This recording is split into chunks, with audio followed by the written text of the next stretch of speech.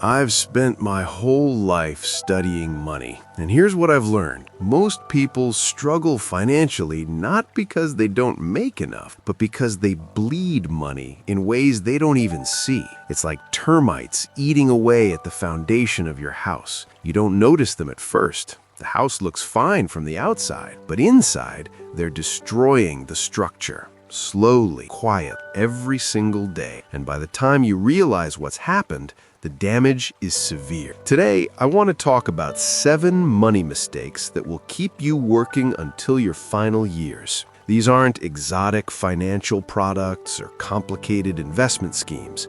These are ordinary, everyday decisions that most Americans make without thinking twice, and they're destroying your future. Now, here's what makes these mistakes so dangerous. They all look completely normal. Everyone around you is making them. Society tells you that you should make them. Your neighbors make them, your co-workers make them, maybe even your parents made them. That's the problem. When everyone is doing something wrong, it stops looking wrong. It starts looking like just the way things are, like the way life has to be. But I'm here to tell you, it doesn't have to be this way. I'm in my 80s now. I've watched people make these same mistakes for decades. I've seen brilliant, hard-working people, good people, reach 65 with almost nothing saved. Still working, still stressed, still one emergency away from serious financial difficulty. And you know what kills me? It didn't have to happen. Every single one of these mistakes is completely avoidable, but you have to see them first. You have to recognize what they're costing you, not just today, but over your lifetime. So let's go through them one by one, and I'm going to show you the real cost, the complete math of each mistake, because once you see the numbers, you can't unsee them, and that's when you can finally change. The first one, the biggest wealth destroyer I see in modern American society, is buying new cars. Now, I know what you're thinking, but I need a reliable car. I can't drive some old piece of junk that breaks down all the time. And besides, I work hard. Don't I deserve something nice? Well, let me explain. When you buy a new car, you're not buying transportation. You're setting fire to money. Let me give you some numbers. The average new car costs about $40,000 today. That's the average. The moment you drive it off the lot, it loses about 11% of its value. Gone in 10 minutes. That's $4,400 that just evaporated. After 1 year, that car's worth about 75% of what you paid. After 5 years, about 40%. So your $40,000 car is now worth $16,000. You just lost $24,000. $24,000. Gone. But it gets worse, because that's not the real cost. The real cost is what that money could have done for you. If you had taken that $24,000 and invested it at 10% annual return, which is roughly what the stock market has averaged over the long term, do you know what you'd have in 30 years? $523,000. $500,000. From one decision, from choosing not to buy that new car. Now here's the thing, I've never bought a new car. Never. Not when I was young and just starting out, and certainly not now. I've driven used cars my entire life. Good used cars, well-maintained, reliable, but used. I bought my first car in 1967, a 3-year-old Ford Falcon. Paid $850 cash. Drove it for 12 years. That's the kind of decision that changes your life. People think this is strange. They say, "Why do you drive that old thing? You can afford better." And I tell them, that's exactly why I can afford better. Because I didn't waste my money on depreciating assets when I was younger. See, a 3-year-old car is basically the same car as a new one. Same safety features, same reliability if you buy the right brand, but it costs 40% less. Sometimes 50% less. That's not being cheap. That's being intelligent. So if you want to get rich, stop buying new cars. Buy good quality used cars instead. 3 to 5 years old. Pay cash if you can. That one decision will make you wealthy over time. I promise you that. But here's what's even worse than buying new cars: financing cars you can't afford. Now, you might be thinking, but everyone finances cars. That's just how you buy a car. That's exactly the problem. Everyone does it, and most people struggle to build any real wealth. Let me show you the math on this. The average car payment in America today is about $730 a month. That's for a 6-year loan, which is now the most common term length. 6 years to pay for something that's losing value every single day. So over the life of that loan, you're paying $730 times 72 months. That's $52,560 for a car that was probably worth $35,000 when you bought it. You just paid $17,500 in interest and fees, nearly 50% more than the car was worth. But again, that's not the real cost. The real cost is opportunity cost. Now, what if you had bought a reliable used car for $10,000 with cash and then invested that $730 a month, the money you would have spent on car payments? Do you know what you'd have after 6 years? $65,000. After 30 years of investing that same monthly amount, over $1.8 million. $1.8 million. That's the cost of car payments. That's what you're giving up from your future. I learned this the hard way when I was young. I bought a car I couldn't afford because I wanted to impress people. I thought it made me look successful, and for 3 years I made those payments every month like clockwork.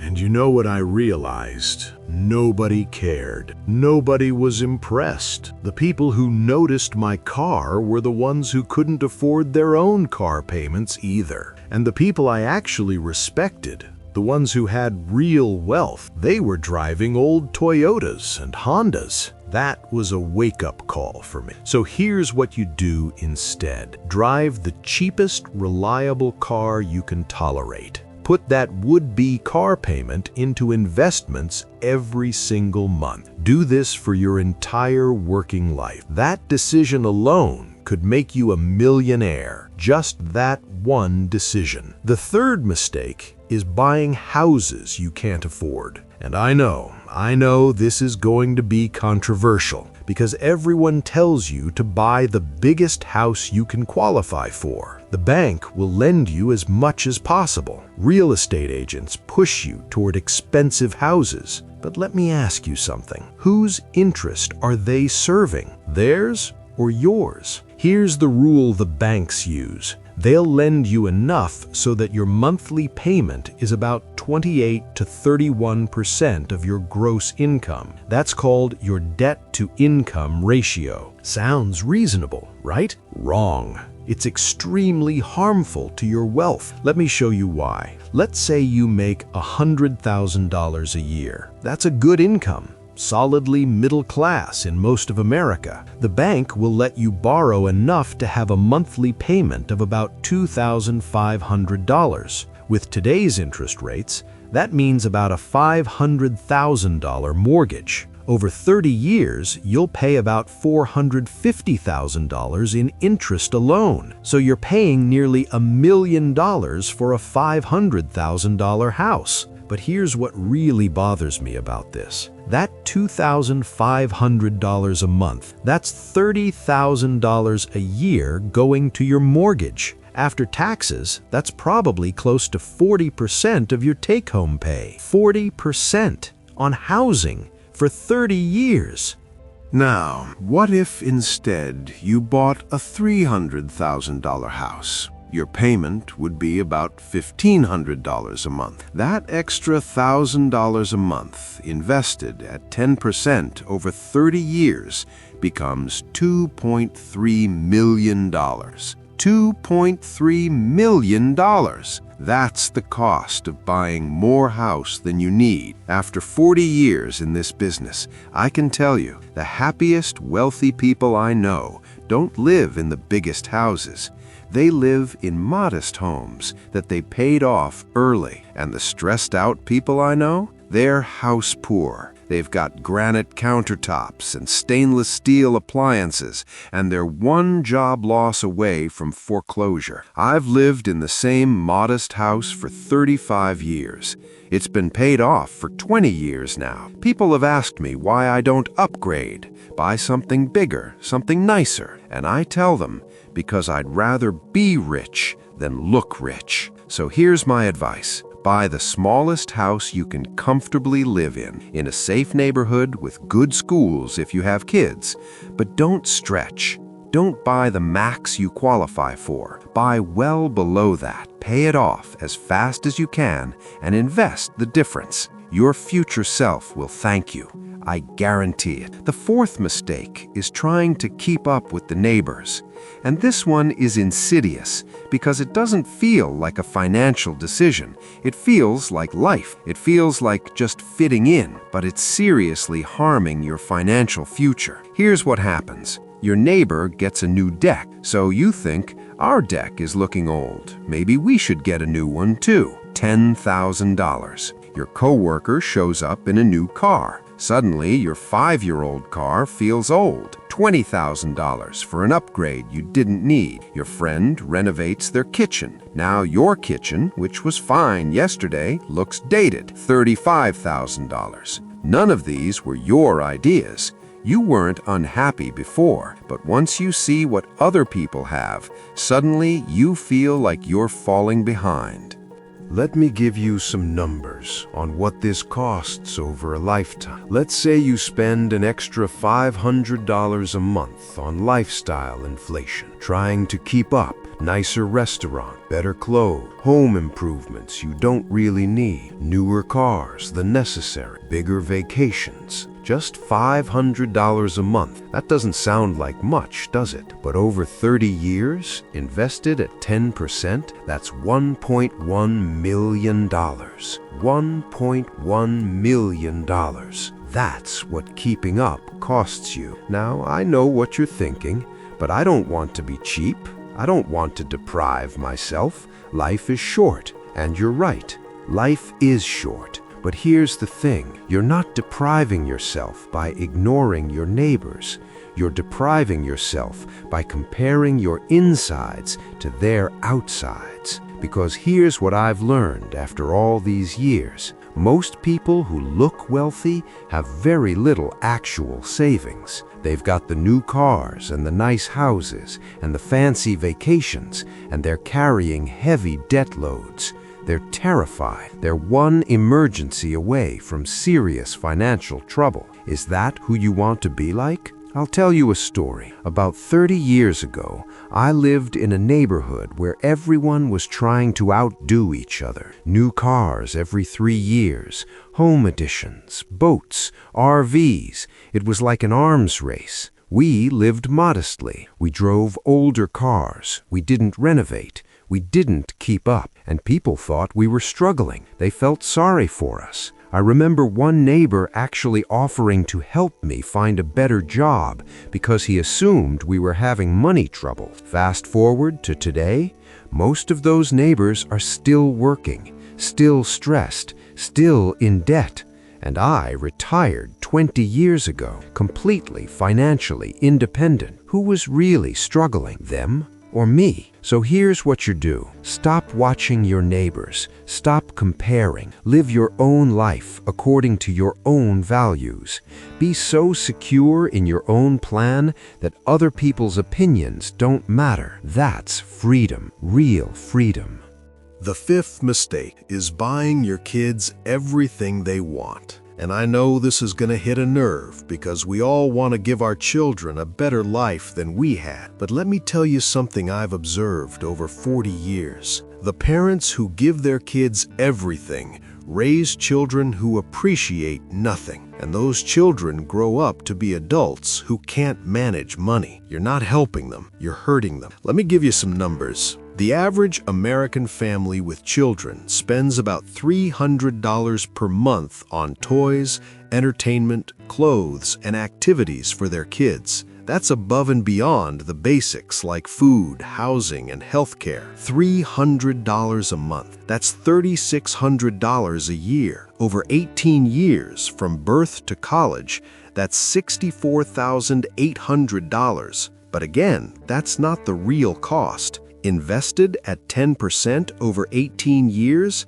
that's $184,000. Nearly $200,000 that could be in a college fund or your retirement account. Gone, spent on toys that end up in garage sales. Now, I'm not saying you shouldn't buy your kids anything, but there's a difference between meeting their needs and indulging their every want. I raised 3 kids. We didn't buy them designer clothes. We didn't buy them every new toy or video game. They got 1 or 2 meaningful gifts for their birthday and Christmas. That was it. And you know what? They survived. More than survived. They learned the value of money. They learned to save for things they wanted. They learned to appreciate what they had. Today, all 3 of them are financially independent. They manage money better than most people I know because we didn't do them the disservice of giving them everything. One of my daughters told me recently, "Dad, I thought we were poor growing up, but now I realize you were teaching us something more valuable than money. You were teaching us discipline." That hit me hard because she was right.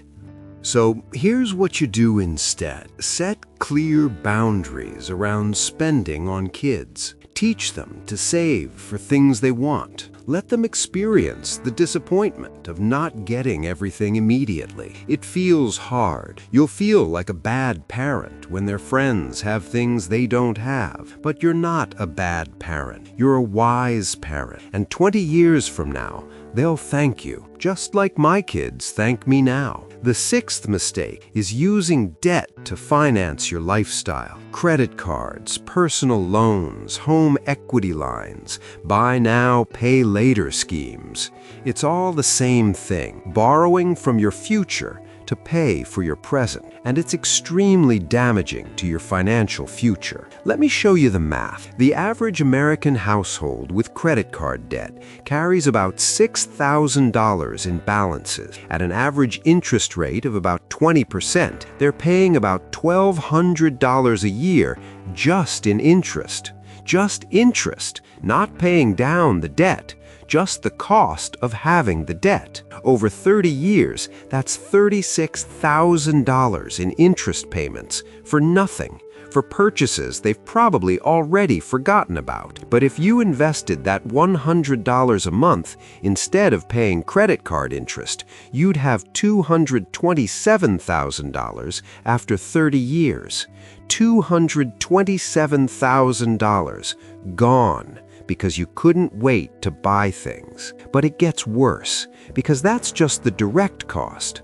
The real cost is what debt does to your psychology. When you have debt, you're not free. You can't take risks. You can't quit a job you hate. You can't invest in opportunities.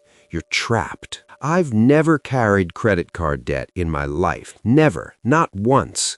And let me tell you, that freedom is worth more than anything I could have bought with borrowed money. I remember once, about 30 years ago, my wife and I wanted to remodel our kitchen. We had saved about half of what we needed. Our friends told us, just put it on a home equity loan. Interest rates are low. You can pay it off over time. And you know what we did? We waited. We saved for another year. And then we paid cash for the remodel. Was it frustrating to wait? Sure. Did we wish we could have done it sooner? Of course. But we didn't borrow. We didn't go into debt. And that decision, that discipline, is why we're financially free today. So here's the rule. If you can't pay cash for it, you can't afford it, period. I don't care what it is. I don't care what the interest rate is. If you have to borrow money to buy it, can't afford it. The only exception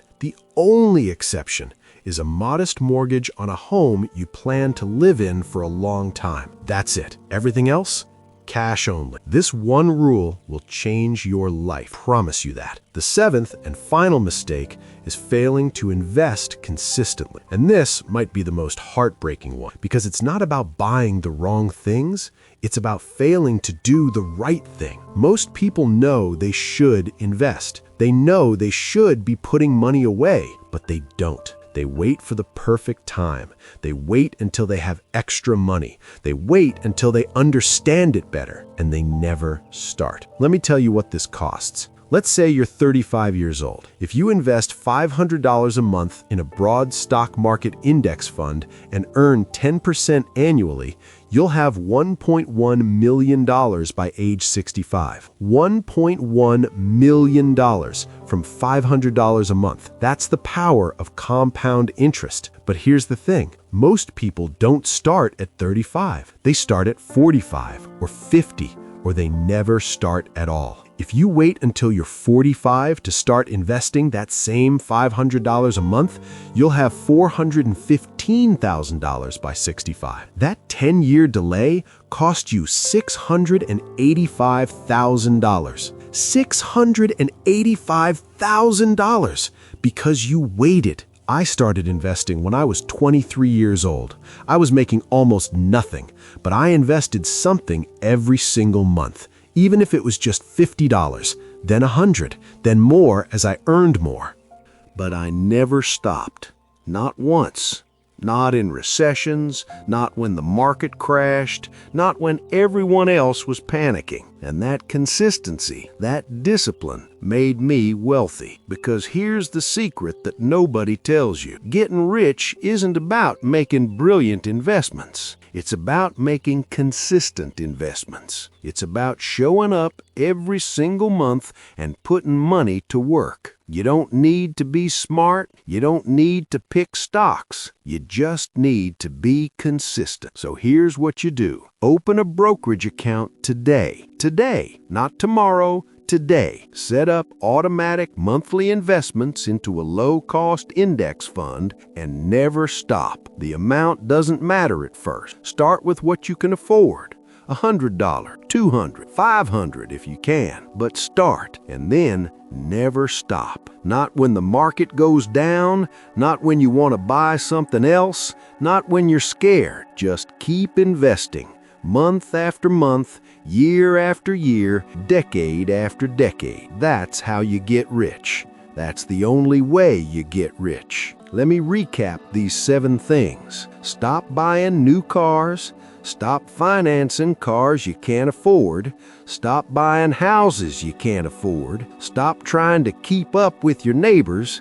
Stop buying your kids everything they want. Stop using debt to finance your lifestyle. And start investing consistently. 7 things. That's it. But here's the hard part, actually doing it. Because everything I just described, society tells you to do the opposite. Advertisers spend billions of dollars convincing you to do the opposite. Your friends and family do the opposite. You're gonna feel weird. You're gonna feel like you're missing out. People will think you're cheap. They'll wonder what's wrong with you. And you're gonna be tempted to give in, to just do what everyone else does, to fit in. You have to decide what matters more, the approval of people who likely struggle financially themselves, or your own financial freedom. That's the choice, and it's your choice to make.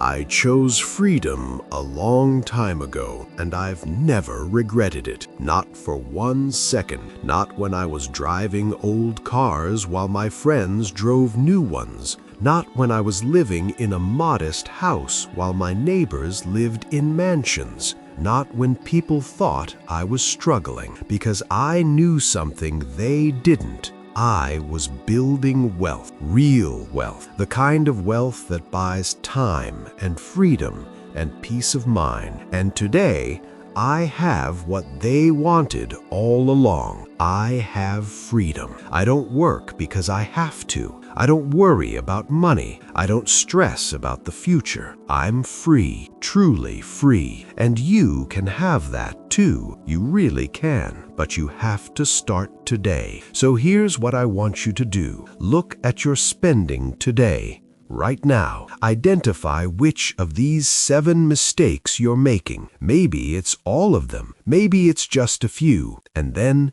stop. Just stop. Make a different choice. A better choice. A choice your future self will thank you for. It won't be easy. It won't be popular. It won't be fun at first, but it will be worth it. I promise you that. After 80+ years on this planet, after watching thousands of people make these mistakes and a small few avoid them, I can tell you with absolute certainty, the path to wealth is simple. It's just not easy. But if you do these things, if you avoid these mistakes, you will be wealthy, you will be free, and you won't have to work until your final years. You have the knowledge now. The question is, what are you going to do with it?